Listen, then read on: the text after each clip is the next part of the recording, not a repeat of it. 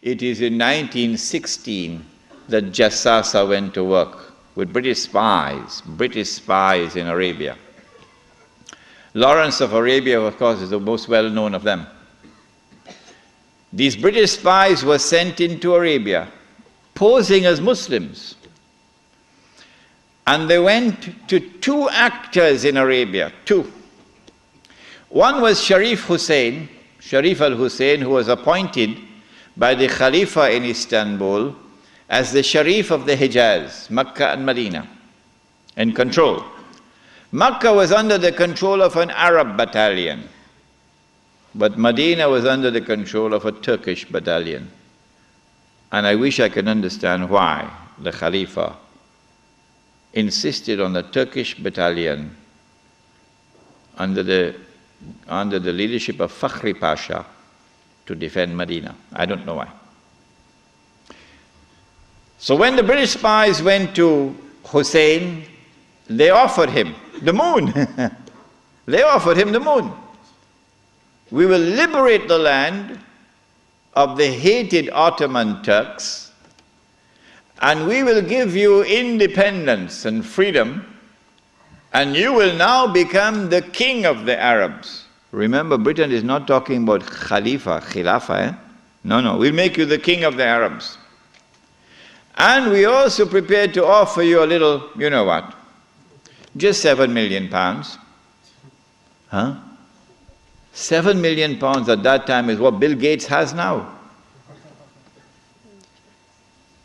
Sharif Hussein, the great-great-grandfather of Abdullah in Jordan now, then betrayed the Prophet Muhammad ﷺ, betrayed 1400 years of history of this ummah, violated the plain and clear command of Allah subhanahu wa ta'ala in the Quran in Suratul Ma'idah, in which He commanded us, Ya ayyuhalladhina amanu la tattakhizul yahuda wan nasara awliya.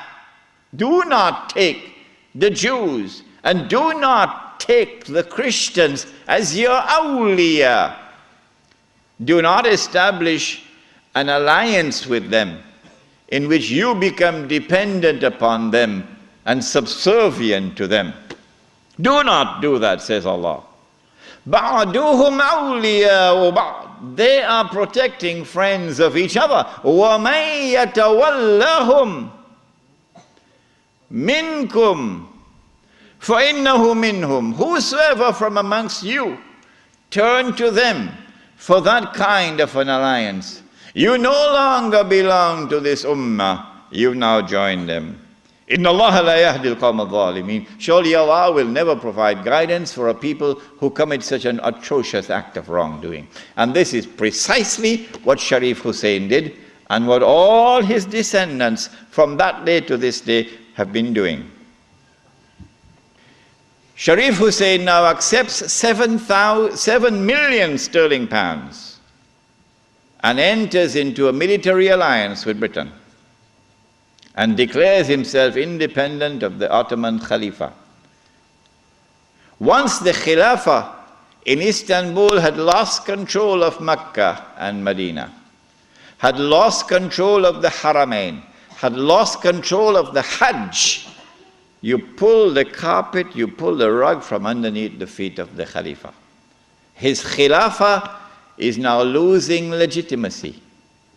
Can anyone be Khalifa? Can you appoint a Khalifa here in downtown Lakemba? Can Mullah Umar have been recognized as the Khalifa?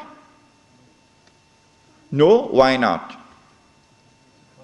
Because when the Hajj comes, Amirul Mu'mineen Mullah Umar will have to apply for a Saudi visa to perform the Hajj. Huh? And if the Saudis reject the visa, the Khalifa can't perform the Hajj. All right?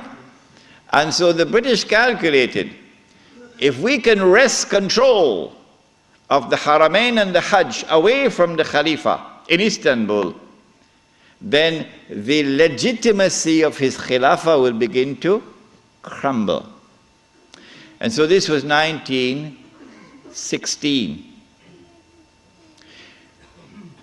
The British spies then went to the second actor in the Arabian Peninsula. I mean, Britain has a PhD in deception.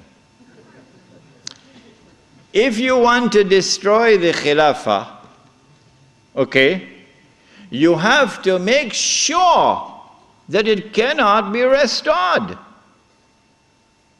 How can you take the entire world of Islam with so many ulama and ensure that not only is the Khilafah destroyed, but it cannot be restored? That's a tall order.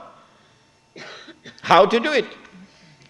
The answer is, you not only have to liberate the Haramain from the control of the Khalifa in Istanbul, but you have to put it in the control of those who will not themselves claim the Khilafah and will not allow anyone else to claim the Khilafah.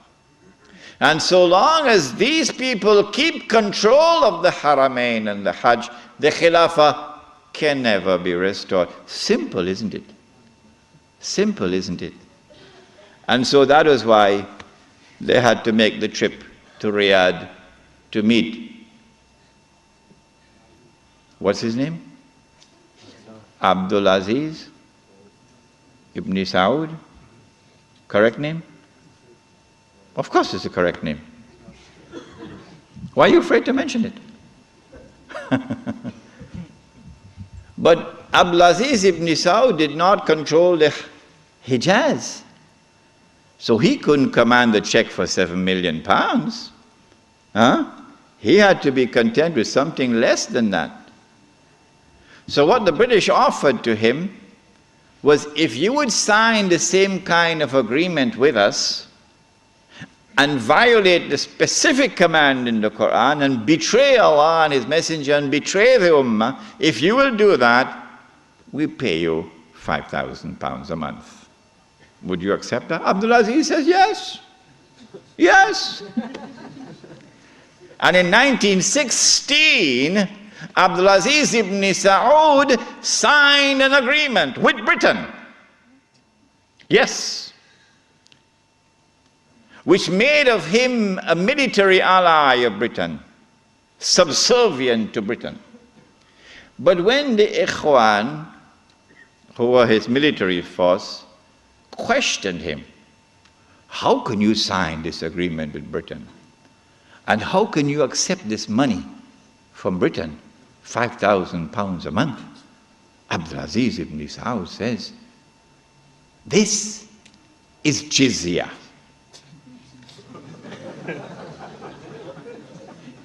Jizya is what they pay to me because I control them. It was dust in their eyes and they swallowed it. And so Abdul Aziz ibn Saud got away with it. Massive betrayal, and a very dangerous plan is now in place.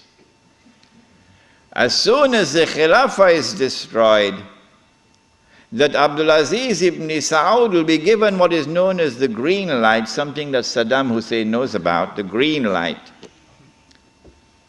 And then he will attack and take control of the Haramain. And when once he does that, he won't make the mistake of ever claiming the Khilafah for himself. And he will never allow anyone else to claim the Khilafah, because no one else can take the control of the Hijaz and the Haramain from them, because they are supported by Britain. And so goodbye to the Khilafah. It's gone. It can never be restored. Never, never, never be restored. So long as Britain and the United States of America underwrite the security of the Saudi state, you can never, never, never restore the Khilafah. By 1919, the Ottoman Empire was in shambles, falling apart. And a British army under General Allenby, with many Arabs and Punjabi Muslims fighting faithfully under his control, attacked the Turkish garrison which was defending Jerusalem, defeated it, and liberated the Holy Land. This was a joyous day for the Jews, because now the countdown is really moving forward, and the golden age is coming back.